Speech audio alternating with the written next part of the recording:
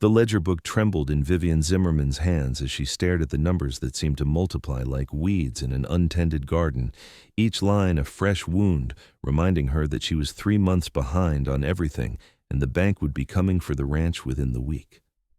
Her husband Thomas had been dead for 5 months now, thrown from a spooked horse during a routine cattle drive, and she had discovered too late that his gambling debts far exceeded anything she could have imagined, that the man she had loved and trusted had mortgaged their future on card games and whiskey-fueled promises that never materialized into anything but heartache and financial ruin. The Arizona sun beat down mercilessly on the small ranch house outside Gila City, and Vivienne could feel sweat trickling down her spine as she sat at the kitchen table, surrounded by notices and demands from creditors whose patience had worn as thin as the cotton dress she wore. She was 24 years old, had been married for 3 years, and now found herself a widow with no children, no savings, and a mountain of debt that threatened to crush her completely. The ranch itself was modest, just 40 acres with a small herd of cattle that Thomas had been building up, but it was hers, or at least it had been until she learned about the second mortgage he had taken out without telling her, the loans from various shopkeepers in town, the money owed to card sharks and saloon owners throughout the territory. She heard the sound of hoofbeats approaching and felt her stomach clench with dread, wondering which creditor had come calling this time. But when she looked out the window, she saw an unfamiliar horse tied to the post, a magnificent bay gelding with a silver-trimmed saddle that spoke of quality and careful maintenance. The man walking toward her door was tall, probably in his late 20s, with dark hair that touched his collar and eyes that were an unusual shade of gray, like storm clouds gathering over the distant mountains. He wore dusty trail clothes, but they were well made, and there was something in the way he carried himself that suggested capability and quiet confidence rather than the swagger she had come to associate with most cowboys who drifted through this part of Arizona. Vivienne wiped her hands on her apron and opened the door before he could knock, not wanting to appear weak or frightened, even though her heart was racing with anxiety about what fresh disaster this stranger might bring. "Mrs. Zimmerman?" His voice was deep and measured, with a slight drawl that suggested Texas origins. "My name is Vaughn Parker. I was a friend of your husband's from before he came to Arizona." She felt her defenses rise immediately because Thomas had never mentioned anyone named Vaughn Parker, and she had learned through bitter experience that people claiming friendship with her dead husband usually wanted something. "I'm afraid I do not have time for visitors today, Mr. Parker. I have business to attend to." "I know about the debts," he said quietly, and something in his tone made her pause, with her hand still on the door. "Thomas wrote to me about 6 months ago before he died. He told me he had made some mistakes and was trying to fix them, but he was worried about what would happen to you if anything went wrong. I've been working a cattle drive up north and only just received word that he passed. I came as soon as I could." Vivienne felt tears prick at her eyes, but she blinked them back fiercely, refusing to break down in front of this stranger. "If you were truly his friend, then you know that he left me with nothing but problems. I appreciate your condolences, Mr. Parker, but I fail to see how your visit helps my situation." Vaughn removed his hat and held it respectfully in his hands, and she noticed that his fingers were calloused and strong, the hands of a man who worked for his living. "I would like to see the full accounting of what is owed. Thomas saved my life once, back in Texas, and I never got the chance to properly repay that debt. I have some money saved, and I would consider it an honor if you would allow me to help settle his obligations." She stared at him in disbelief, certain she must have misheard. "You want to pay my husband's debts? That is absurd. You do not even know me, and the amount owed is considerable. I could not possibly accept such charity." "It is not charity," Vaughn said firmly. "It is a debt of honor. Your husband took a bullet meant for me during a range war in Texas, back in '76. He nearly died from that wound, and I swore to him that if he ever needed anything, I would be there. Now he is gone, and you are suffering for mistakes he made. Let me do this one thing to honor his memory and repay what I owe." Vivienne wanted to refuse, wanted to cling to her pride and independence, even as everything crumbled around her. But the practical part of her mind that had been calculating and recalculating the impossible mathematics of her situation whispered that this might be her only chance to save the ranch and start over. The total amount is nearly $4,000, she said flatly, watching his face for the inevitable shock and withdrawal of his offer. But Vaughn did not flinch. I have 5,000 saved from the last 3 years of working cattle drives and some successful investments in mining operations up in Colorado. 4,000 will leave me with enough to get by until I find new work. Please, Mrs. Zimmerman, let me help. I do not ask for anything in return except the knowledge that Thomas's wife is not left destitute because of his mistakes. She found herself nodding, even as part of her screamed that this was wrong, that she should not accept such an enormous gift from a stranger. But desperation had a way of making impossible choices seem reasonable. I need to think about this. It is too much to decide in a moment. Of course, Vaughn agreed, but I should tell you that I heard in town that the bank is planning to foreclose at the end of the week. We do not have much time if you want to save the ranch. The directness of his words, delivered without cruelty but with unmistakable urgency, made her decision for her. Come inside, she said quietly. I will show you the ledgers and all the documentation. If you are truly serious about this extraordinary offer, then I suppose I have no choice but to accept, though it goes against everything in me to take such help from someone I have only just met. They spent the next 2 hours going through every piece of paper, every notice and demand, and Vivienne was acutely aware of Vaughn's presence beside her at the table, the way he listened carefully to her explanations and asked thoughtful questions about each debt.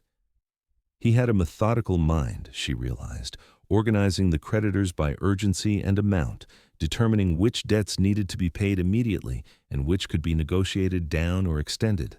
Your husband was not a bad man, Vaughn said at one point, his eyes on a promissory note from a saloon in town. He just had a weakness for cards and did not know when to walk away. I saw it in him back in Texas, but he was young then, and I thought he would outgrow it. He told me he had stopped gambling, Vivienne said, her voice tight with old anger and fresh grief. All the time we were married, he swore he had put that life behind him. I was such a fool to believe him. You loved him, Vaughn said simply. That does not make you a fool. It makes you loyal and trusting, which are admirable qualities even when they are not rewarded as they should be. His kindness was almost harder to bear than contempt would have been, and Vivienne had to look away, focusing on the papers spread across the table rather than the understanding in those gray eyes. What will you do after this? If you spend all your savings on my problems, you will be left with very little. I'm a good cattleman, Vaughn replied with a slight shrug. I can always find work. Actually, I was thinking that if you intend to keep this ranch running, you will need help. The herd needs proper management, and from what I saw riding in, there are fences that need mending and other repairs that have been neglected. I could stay on as a ranch hand for a while, just until you get back on your feet. Room and board plus a small wage would be sufficient. Vivienne felt her cheeks flush, because the idea of this man staying on the ranch, living in the small bunkhouse that Thomas had built for seasonal help, felt both necessary and somehow dangerous in a way she could not quite articulate. That would not be proper. People in town already gossip about the widow Zimmerman. If I have a single man living on my property, they will make assumptions. Let them assume what they want, Vaughn said with a flash of something that might have been anger on her behalf. You need help, and I am offering it. Anyone with sense will see that you are trying to save your home and livelihood. Those without sense are not worth worrying about. She wanted to argue, but the truth was that she could not manage the ranch alone, had been struggling even before Thomas died, and the prospect of having someone capable and trustworthy to help shoulder the burden was too tempting to refuse. Very well, she said finally, but I insist on paying you a fair wage once I am able. I will not be in debt to you beyond this initial help. Agreed, Vaughn said, and they shook hands formally, his grip firm and warm, and Vivienne felt a strange flutter in her chest that she immediately suppressed because it was far too soon to be feeling anything for any man, and especially not for someone who had just offered to save her from ruin. The next 3 days passed in a whirlwind of activity as Vaughn rode into Gila City and systematically paid off every creditor on the list, producing cash or bank drafts with a calm efficiency that left the townspeople buzzing with speculation.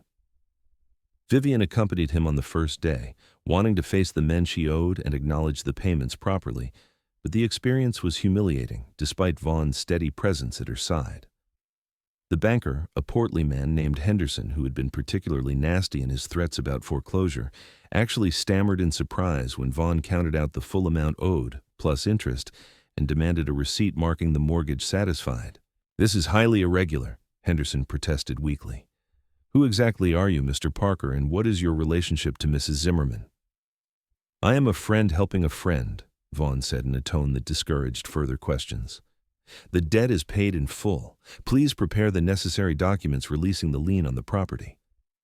Word spread quickly through Gila City that the mysterious stranger had paid thousands of dollars to clear the widow Zimmerman's debts, and Vivienne could feel eyes following her everywhere she went, could hear the whispers that speculated about everything from a secret romance to suggestions that she must have sold herself to secure such help. The gossip stung, but Vaughn had been right that she could not afford to care what small-minded people thought, not when her entire future had just been secured through his inexplicable generosity. On the fourth day after Vaughn's arrival, they rode out to inspect the full extent of the ranch, and Vivienne felt herself relaxing slightly as they moved away from town and into the open country where the desert gave way to grassland, suitable for grazing. The cattle were scattered across the range, and Vaughn evaluated them with a practiced eye, making mental notes about which animals should be sold and which kept for breeding. "You have the foundation of a good herd here," he told her as they sat their horses on a low rise overlooking a creek where several cows were drinking. "With proper management and some strategic purchases of new breeding stock, you could build this into a profitable operation within a few years." "I do not know anything about cattle," Vivienne admitted. "Thomas handled all of that, and I focused on the house and the garden and keeping the books. I can do figures and manage accounts, but I know nothing about bloodlines or market timing or any of the practical aspects of ranching." "Then I will teach you," Vaughn said matter-of-factly. "If you are going to run this place, you need to understand every aspect of the business. It will not be easy, and you will have to work harder than you ever have before, but I believe you are capable of it." His confidence in her was unexpected and oddly moving, and Vivienne found herself blinking back tears for the second time since meeting this strange, generous man. "Why are you really doing this?" she asked suddenly. "The truth, Mr. Parker. Surely paying a debt to a dead friend does not require this level of sacrifice and commitment." Vaughn was quiet for a long moment, his eyes on the distant mountains. "Thomas saved my life, yes, but there is more to it than that. After he took that bullet for me, I went to visit him while he was recovering. He talked about his plans, about finding a good woman and settling down, making something of himself away from the violence and uncertainty of Texas. He was so full of hope and determination, and I envied him that clarity of purpose.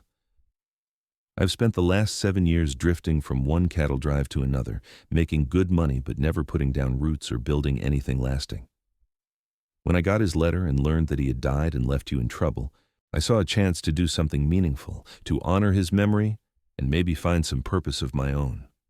The honesty in his words struck something deep inside her, and Vivienne realized that Vaughn Parker was as lost in his own way as she was in hers, that perhaps they had both been given an unexpected chance to build something new from the ruins of the past. "Thank you," she said quietly. "I do not think I have properly thanked you for what you have done. You have given me my life back, Mr. Parker, and I will spend however long it takes to prove worthy of that gift." "Please call me Vaughn," he said, turning to look at her directly, "and you have nothing to prove. You are already worthy, Mrs. Zimmerman. Anyone who could hold things together as long as you did, facing the kinds of pressure and fear you were dealing with, has more strength than most people ever need to find."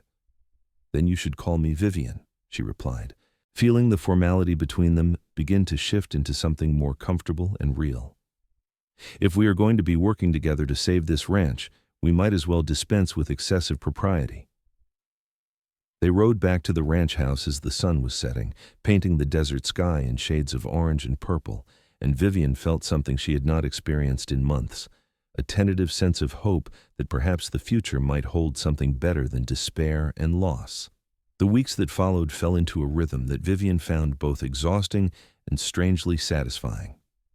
Vaughn was up before dawn every day, tending to the horses and cattle, repairing fences and water systems, doing all the heavy labor that Thomas had managed when he was alive.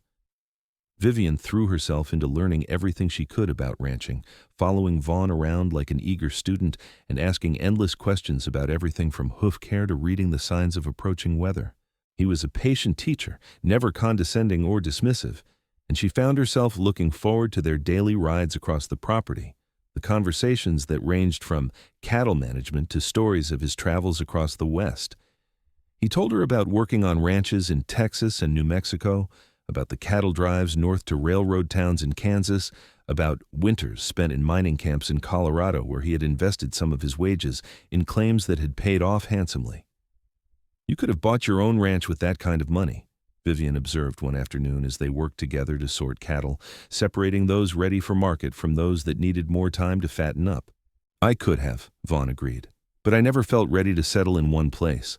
I kept thinking I needed to see more, do more, before I committed to putting down roots. Now I wonder if I was just running from something without admitting it to myself." "What were you running from?" she asked, genuinely curious about this man who had appeared so unexpectedly in her life and turned everything upside down in the best possible way. Vaughn was quiet for a moment, his attention seemingly focused on the cattle milling in the pen before them. "My family, I suppose. My father had plans for me, wanted me to study law and go into politics. He had ambitions of his own that he could not achieve, so he tried to live them through me. When I told him I wanted to work with cattle and live on the land, he said I was wasting my potential and my education. We argued, and I left. That was 8 years ago, and I have not been back since." Vivienne heard the pain beneath his matter-of-fact words and understood something of what it meant to disappoint people you loved, to choose your own path even when it meant walking away from everything familiar. "Do you regret it?" "Sometimes," Vaughn admitted, "but mostly I just regret that we could not find a way to respect each other's choices. I think about writing to him, but I never know what to say. How do you bridge that kind of distance after so many years?" "You start with the truth," Vivienne said softly. "You tell him that you think about him, that you wish things had been different, and that you hope he can understand why you had to make the choices you did. The rest is up to him." Vaughn looked at her with an expression she could not quite read. "You are wise beyond your years, Vivienne Zimmerman. Has anyone ever told you that?" She felt herself blushing and turned away, ostensibly to check the gate latch, but really to hide her sudden confusion at the warmth that flooded through her at his words and the way he said her name. "I am just a widow trying to make sense of a life that did not turn out the way I expected. There is no wisdom in that. Only survival." But Vaughn moved closer, close enough that she could smell the sun and dust on his clothes, could feel the heat radiating from his body in the cooling afternoon air. "There is wisdom in survival," he said quietly. "And there is courage in continuing to move forward, even when everything seems impossible. I have seen a lot of people break under less pressure than you have faced, Vivienne. You did not break. You bent, but you did not break. And that matters." She found herself looking up at him, struck by the intensity in his gray eyes, and for a moment she thought he might kiss her, felt her own body leaning slightly toward him in unconscious invitation. But then a cow bellowed loudly from the pen behind them, breaking the spell, and they both stepped back, suddenly awkward and unsure. "We should finish this sorting before dark," Vivienne said, her voice shakier than she would have liked. "Right," Vaughn agreed, and they returned to work with a new awareness humming between them, something neither was quite ready to acknowledge, but that grew stronger with each passing day. The townspeople's gossip intensified as Vaughn continued living on the ranch, and Vivienne found herself the subject of disapproving looks and pointed comments whenever she went into Gila City for supplies. Mrs. Henderson, the banker's wife, made a particular show of crossing the street to avoid greeting her one afternoon, and Vivienne felt a hot flash of anger that this woman who had never known a day of real hardship in her comfortable life felt entitled to judge someone who was simply trying to survive and rebuild. It was Vaughn who counseled her to ignore the petty cruelty of small-town morality. "They are jealous," he said bluntly when she ranted about Mrs. Henderson over supper that evening.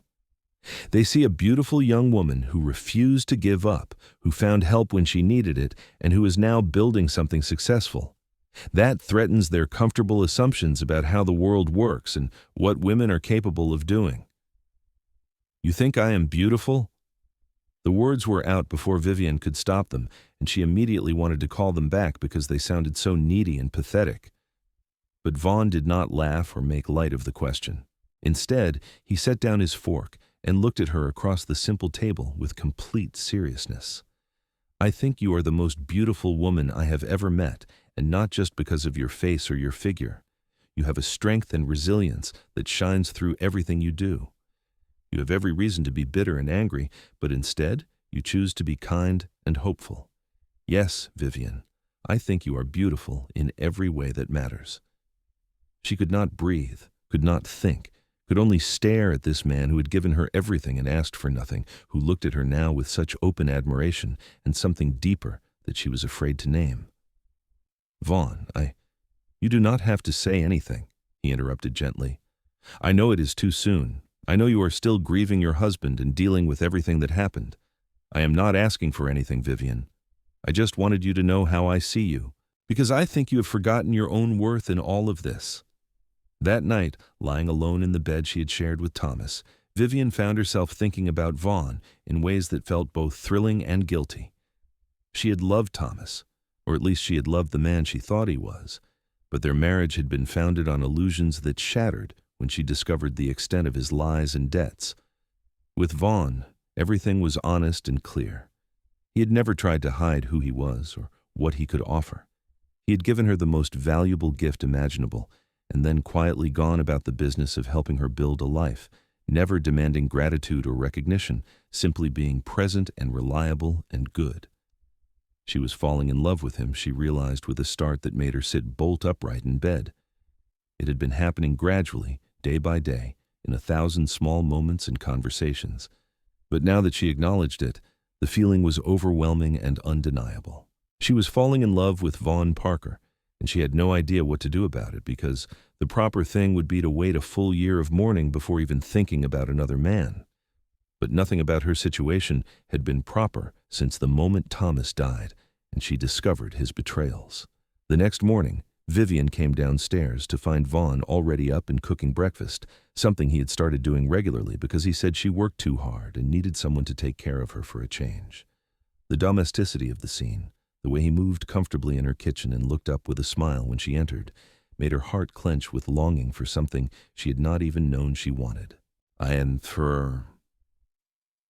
have been thinking, Vaughn said as they ate the bacon and eggs he had prepared. The ranch is in good shape now, financially stable and running smoothly. If you are comfortable managing things on your own, I could move on, find work elsewhere. I do not want to overstay my welcome or make your life more complicated than it needs to be. The words hit her like a physical blow, and Vivienne set down her fork with a clatter.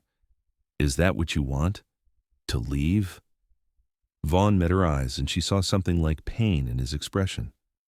What I want and what is right are not always the same thing. You have a reputation to protect, and I'm making that harder just by being here. It might be better for you if I left. Better for me? Vivienne felt anger rising to cover the fear of losing him. You think it would be better for me if the one person who has shown me genuine kindness and support just disappeared? Do you think I care what Mrs. Henderson and her gossiping friends think about my choices? I think you should care about your place in this community, Vaughn said carefully. I have seen what happens to women who defy social conventions. They get ostracized and isolated, and their businesses suffer because no one wants to be associated with scandal. Vivienne stood up abruptly, her chair scraping loudly against the floor. Then they can all go to hell. I'm tired of living according to other people's rules and expectations. Thomas did that to me, making me believe in a proper marriage and a respectable life while he was gambling away our future behind my back. I will not let fear of gossip control my choices anymore. She was shaking with emotion, weeks of suppressed feelings suddenly pouring out in a rush that she could not control. Vaughn stood and came around the table, and without thinking, Vivienne found herself in his arms, her face pressed against his chest, as she cried for everything she had lost and everything she was afraid to claim. I do not want you to leave, she said between sobs. I know it is too soon and improper, and all the things that decent women are supposed to consider, but I do not care. I need you here, Vaughn. Not just because of the ranch, but because I have come to depend on you in ways that have nothing to do with cattle or money. Please do not leave me. His arms tightened around her, and she felt him rest his cheek against the top of her head. "I do not want to leave," he said roughly. "I have been trying to do the right thing, trying to give you space and time to heal, but the truth is that I have never been happier than I am here with you. Every morning I wake up grateful that I came to Arizona, that I got the chance to know you. If you want me to stay, then I will stay for as long as you will have me." Vivienne pulled back enough to look up at him, and this time when she saw the intensity in his eyes, she did not look away. "I think I am falling in love with you," she whispered. "I know it is too soon and I should still be in mourning, but I cannot help how I feel. You have given me so much, Vaughn, not just money and help, but a reason to believe that life can be good again. I do not want to lose that. I do not want to lose you."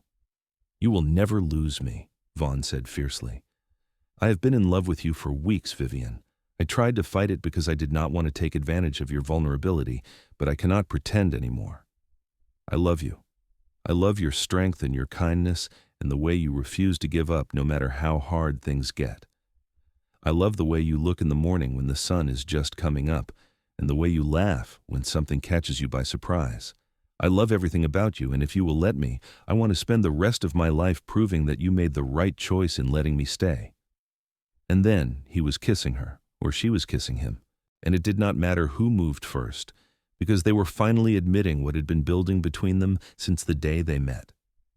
His mouth was warm and firm, and Vivienne felt herself melting into him, felt years of loneliness and fear dissolving in the sweetness of being truly wanted and valued. This was nothing like kissing Thomas had been, nothing like the dutiful exchanges that had characterized her marriage. This was fire and tenderness, passion and respect, everything she had dreamed about but never experienced. When they finally broke apart, both breathing hard, Vaughn rested his forehead against hers. "We should probably talk about this," he said with a slight laugh. "Figure out how we want to proceed." "What is there to figure out?" Vivienne asked, feeling bold and reckless in a way she had never allowed herself before. "I love you. You love me. We are both adults and free to make our own choices. I do not care about propriety or mourning periods or what people in town think. I want to be with you, Vaughn. I want to build a life together, run this ranch together, maybe have a family someday. That is what I want. What do you want?" "Everything you just said," Vaughn replied immediately. "But I want to do it right, Vivienne. I want to marry you, make you my wife properly and publicly, so that no one can question your honor or suggest that there is anything shameful about our relationship.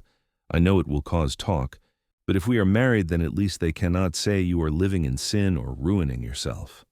The practical part of Vivienne knew he was right, that marriage would provide a shield against the worst of the gossip, but another part of her rebelled against the idea of rushing into another marriage so soon after being widowed.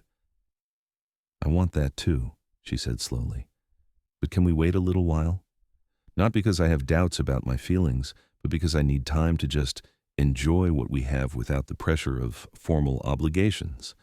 Thomas and I were married within 3 months of meeting, and I realize now that I never really knew him before I committed my life to him. I do not want to make that mistake again." Vaughn looked disappointed for a moment, but then he nodded in understanding. "You are right. We should take our time, make sure this is real and lasting. I am not going anywhere. Vivienne, we can wait as long as you need." They spent the rest of that day working side by side, as always. But now there was a new awareness between them, a freedom to touch and smile and steal kisses when the moment struck them. Vivienne felt like a weight had been lifted from her shoulders, like she could finally breathe properly after months of suffocating under fear and obligation. The gossip in Gila City reached a fever pitch when word spread that Vaughn and Vivienne were openly courting, but she found that she genuinely did not care about the disapproving looks and whispered comments. Let them talk. She had spent too much of her life trying to please people who would never be satisfied, who would always find something to criticize. Now she was choosing her own happiness, and that felt more important than any amount of social approval. There were a few people who surprised her with their support. The priest, Father Miguel, came out to the ranch one afternoon and spoke with both of them privately, asking searching questions about their intentions and feelings. When he was satisfied that they were sincere and serious, he gave them his blessing, noting that life was short and uncertain on the frontier and that it seemed foolish to deny happiness when it was offered. "Your husband is dead," Father Miguel told Vivienne gently. "You have honored his memory by paying his debts and preserving the ranch he tried to build. But you owe nothing to a ghost, and God does not expect you to spend your life in perpetual mourning for a man who betrayed your trust. Be happy, my child. That is what the Lord wants for all his children." His words released something in Vivienne, a final knot of guilt that she had not even realized she was carrying. Thomas was dead, and she had loved him once, but she was still alive and deserved to live fully rather than existing in some half-state of grief and obligation. Summer turned to fall, and the ranch prospered under their joint management. They sold cattle at good prices and reinvested the profits into improvements and expansion. Vaughn proved to have a shrewd business sense to complement Vivienne's careful bookkeeping, and together they made decisions that strengthened the operation and secured its future. It was on a cool October evening, as they sat together on the porch watching the sunset paint the desert in shades of gold and crimson, that Vaughn brought up marriage again. "I know you wanted to wait," he said, taking her hand in his, "and I have tried to be patient, but I find myself wanting to make things official, Vivienne. I want to wake up every morning knowing that you are my wife, that we are building this life together as true partners. Will you marry me?" Vivienne looked at this man who had saved her from ruin and then stayed to help her rebuild not just her finances, but her faith in human goodness. 6 months ago, she had been drowning in debt and despair, and now she was happy in ways she had never imagined possible. "Yes," she said simply, "I will marry you, Vaughn Parker. I love you and I want to spend the rest of my life with you." They were married 3 weeks later in a simple ceremony at the small Catholic church in Gila City, with Father Miguel officiating and a handful of friends and neighbors attending. Vivienne wore a blue dress that she had made herself, and Vaughn wore his best suit, which he had purchased specially for the occasion. The banker Henderson and his wife did not attend, but Vivienne found that their absence bothered her not at all. The people who mattered, the ones who had shown kindness or at least kept their judgments to themselves, were there to witness their union, and that was enough. The wedding night was a revelation for Vivienne, who had only ever known Thomas's hasty and often selfish approaches to intimacy. Vaughn was patient and attentive, taking time to learn what pleased her, treating her body with a reverence that made her feel cherished rather than used. They made love slowly and sweetly, and afterward lay tangled together in the bed that was now truly theirs, talking quietly about their dreams for the future. "I want children," Vivienne said, her head resting on Vaughn's chest so she could hear the steady beat of his heart. "I want to fill this house with life and laughter. Thomas and I tried for 2 years with no success, and I used to think maybe I was barren. But now I hope that was just bad timing or bad luck. Because I want your children, Vaughn. I want to create a family with you." "I want that too," Vaughn said, his hand gently stroking her hair. "I want sons and daughters who will grow up on this ranch, who will learn the land and the cattle business and build on what we are creating here. I want to give them the kind of childhood I never had, full of love and acceptance rather than expectations and disappointment." They tried enthusiastically to start their family, and by Christmas, Vivienne suspected she might be pregnant, though she waited until February to be certain before telling Vaughn. He swept her up in his arms and spun her around the kitchen, whooping with joy so loudly that she laughed and begged him to put her down before he made her dizzy. The pregnancy was difficult at times, with bouts of morning sickness that lasted well into the afternoon and aches in her back and hips that made ranch work challenging. But Vaughn was endlessly supportive, taking over the heavy tasks and insisting that she rest more than she was naturally inclined to do. He read every book about pregnancy and childbirth that he could find in Gila City and drove Vivienne to distraction with his constant fretting about her health and comfort. "I am not made of glass," she protested one afternoon when he refused to let her lift a basket of laundry. "Women have been having babies since the beginning of time. I am perfectly capable of doing normal work." "Humor me," Vaughn replied, taking the basket from her hands. "I know you are strong and capable, but you are also carrying our child, and I want to take care of you. Let me do this, Vivienne. Let me be useful." His earnestness was impossible to resist, and Vivienne found herself softening as always when faced with his genuine concern. Very well. But I draw the line at being carried everywhere. I am pregnant, not an invalid. Their son was born on a hot September afternoon in 1883, after a labor that lasted nearly 20 hours and left Vivienne exhausted but exhilarated. Vaughn had wanted to summon the doctor from town, but the baby came too quickly, and in the end, it was just the two of them and the midwife from a neighboring ranch who delivered a healthy, squalling boy with dark hair and his father's gray eyes. "He is perfect," Vaughn whispered, holding his son with the kind of awestruck tenderness that made Vivienne fall even more deeply in love with her husband. "Look at him, Vivienne. We made this perfect little person." They named him Victor Thomas Parker, honoring Vivienne's first husband while giving their son his own identity. Vaughn's choice to include Thomas's name surprised and touched Vivienne, who had not expected such generosity from a man who might have preferred to forget her previous marriage entirely. "He was part of your life," Vaughn explained when she questioned the decision. "And without him, I never would have had the chance to meet you. I can honor his memory without feeling threatened by it. Besides, our son should know where he comes from, all of it, not just the parts we find convenient." Motherhood transformed Vivienne in unexpected ways, making her simultaneously more vulnerable and more fierce. She had thought she understood love before, but the feeling she had for her son was something entirely different, a consuming protectiveness and tenderness that astonished her with its intensity. Vaughn was equally smitten, spending hours just watching Victor sleep or playing with his tiny fingers, marveling at every small development and milestone.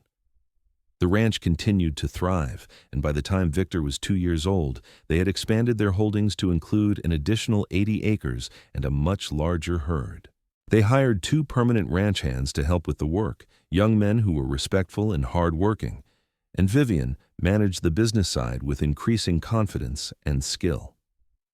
Life settled into a comfortable rhythm of work and family, seasons passing in the reliable cycle of calving and branding, drives to market and winter preparations.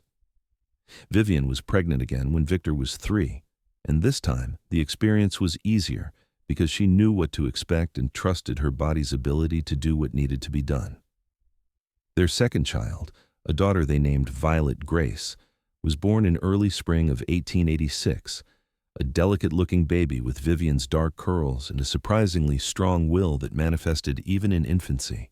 Victor was initially suspicious of this interloper who demanded so much of his mother's attention, but Vaughn patiently taught him how to be a gentle big brother, and soon the toddler was fascinated by his baby sister, wanting to help with everything from diaper changes to feeding.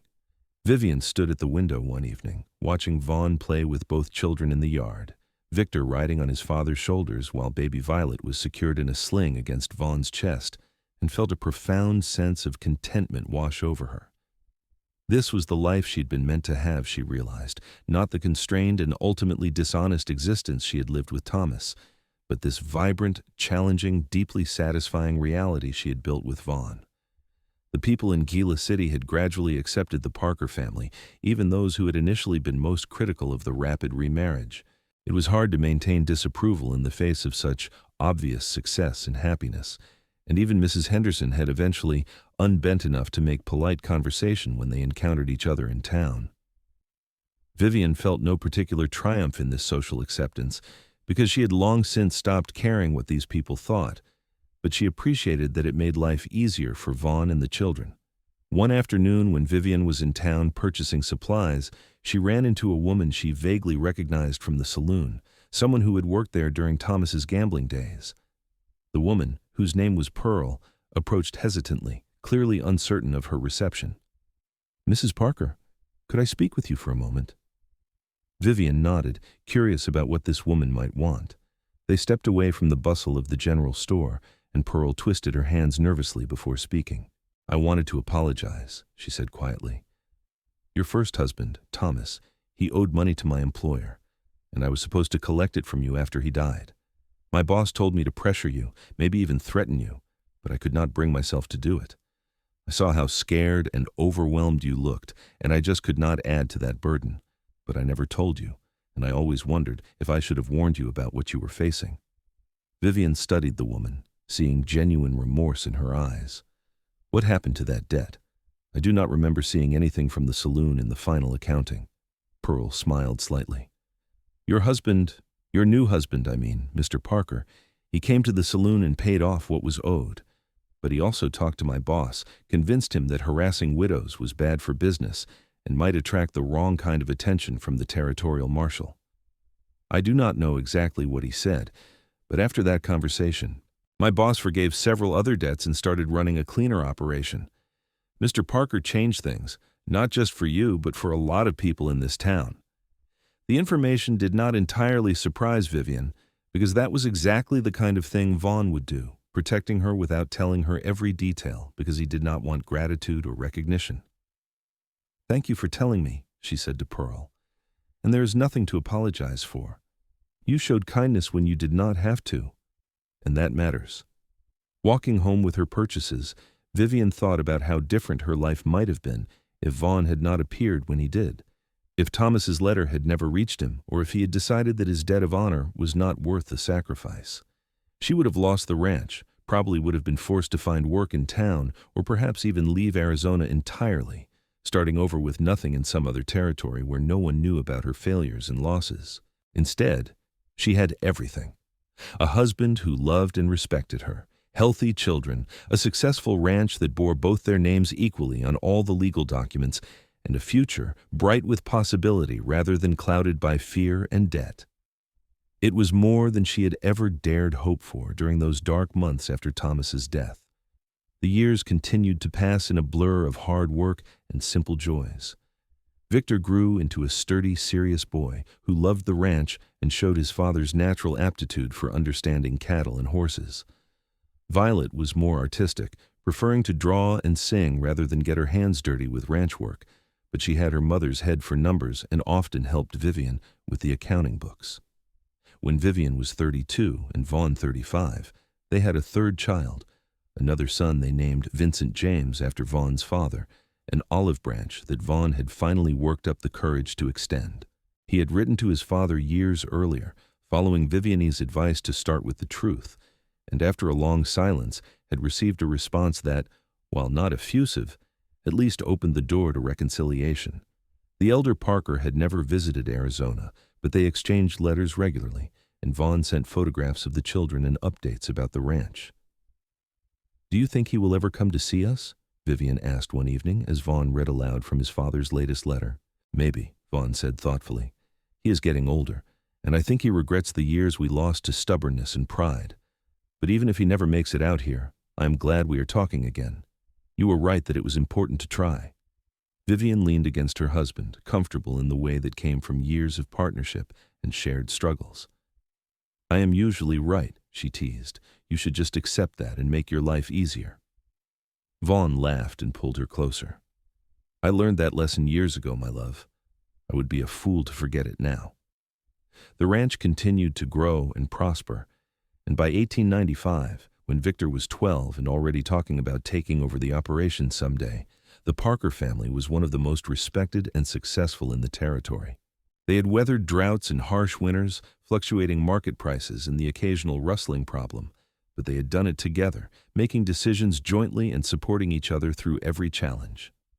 Vivienne looked at herself in the mirror one morning and was startled to see threads of silver in her dark hair, lines around her eyes that came from squinting in the sun and from laughter. She was 36 years old, not ancient, but no longer young, and yet she felt more vital and alive than she had at 24 when her first husband died and her world collapsed. "What are you thinking about?" Vaughn asked, coming up behind her and wrapping his arms around her waist. "I am thinking about how lucky I am," Vivienne said honestly.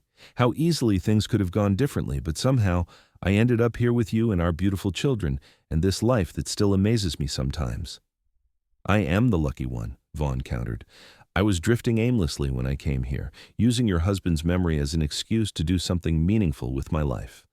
But what I found was so much more than I ever imagined. I found you, Vivienne, and you gave me purpose and family and a reason to build something lasting. Everything good in my life started the day I rode up to this ranch and saw you standing in that doorway, looking fierce and scared, and so beautiful that you took my breath away."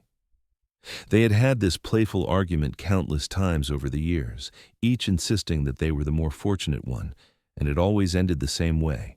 with kisses and laughter and the reaffirmation of their love for each other. Their marriage was not perfect because nothing in life was perfect, but it was real and solid and built on honesty and respect rather than illusions and false promises. Victor eventually did take over much of the daily operation of the ranch, showing a maturity and capability that made both his parents proud. Violet surprised everyone by developing a passion for teaching and eventually opened a small school in Gila City, educating the children of ranch families and townspeople alike. Vincent, the youngest, showed an interest in law and business that reminded Vaughn of his own father, and they began discussing the possibility of him attending university in California to pursue those interests. On their 20th wedding anniversary, Vaughn took Vivienne on a trip to San Francisco, leaving the ranch in Victor's capable hands for 3 weeks while they explored the city and enjoyed a second honeymoon. They stayed in a fancy hotel, ate at restaurants where the food was fancy and the portions were small, attended theater performances and concerts, and generally acted like young lovers rather than middle-aged parents with grown and nearly grown children. "We should do this more often," Vivienne said as they walked along the waterfront, watching ships come and go from the busy harbor. "Not forget who we are when we are not just parents and ranchers." "Agreed," Vaughn said, squeezing her hand. "Although I have to admit that I miss the ranch. I miss the quiet and the space and the way the stars look at night without all these city lights interfering." Vivienne laughed because she felt exactly the same way.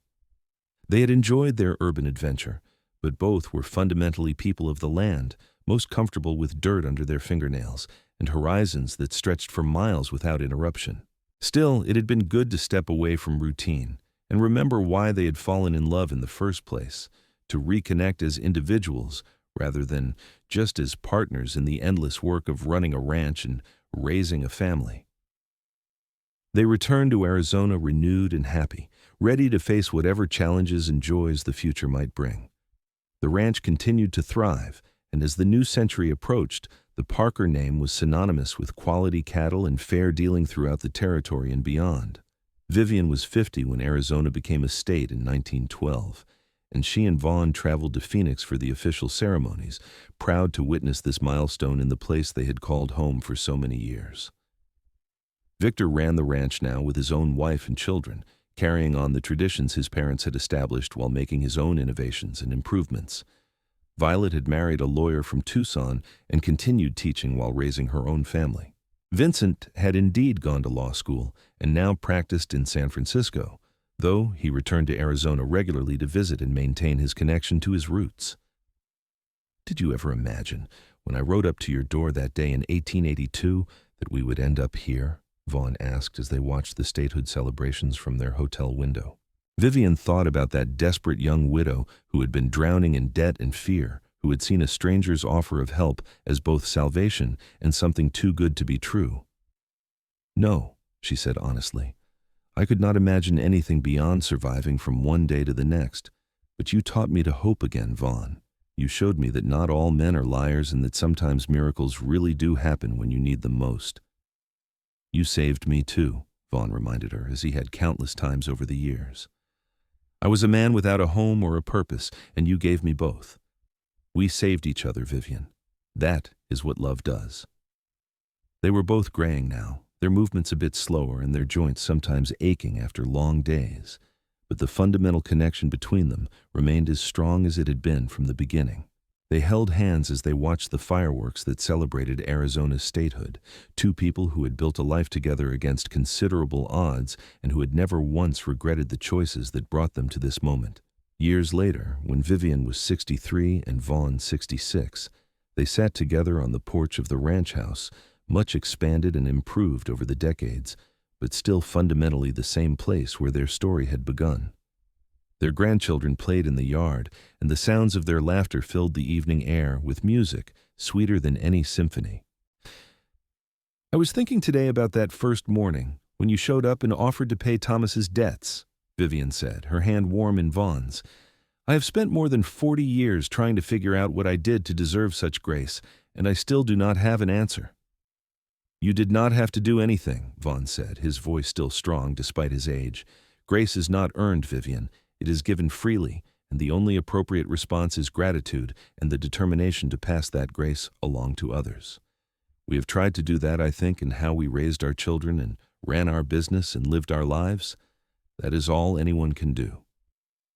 She leaned her head against his shoulder, comfortable in the silence that came from decades of knowing someone completely. They had built something remarkable here in the Arizona territory, not just a successful ranch, but a family and a legacy that would continue long after they were gone.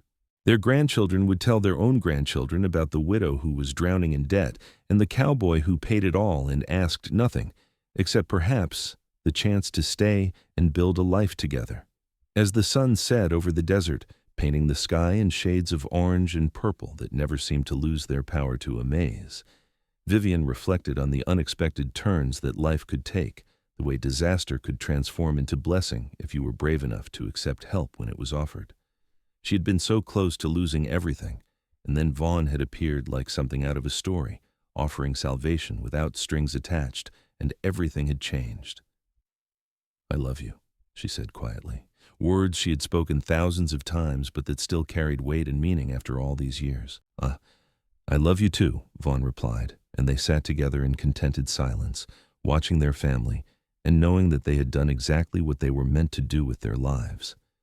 When Victor came out to tell them that supper was ready, they rose slowly, helping each other up with the practiced ease of people who had been supporting each other for more than 4 decades. They walked into the house surrounded by children and grandchildren, their hands still linked, and Vivienne knew with absolute certainty that despite all the pain and loss that had preceded it, her life had turned out exactly as it should have. The cowboy who had paid her debts and asked nothing had become her husband, her partner, her best friend, and the love of her life. He had given her everything, and in return, she had given him the same: a home, a family, a purpose, and a love that would endure until the end of their days and beyond. It was more than enough. It was everything. And on that warm Arizona evening, surrounded by the people and the life they had built together, Vivienne Zimmerman Parker was completely, perfectly happy.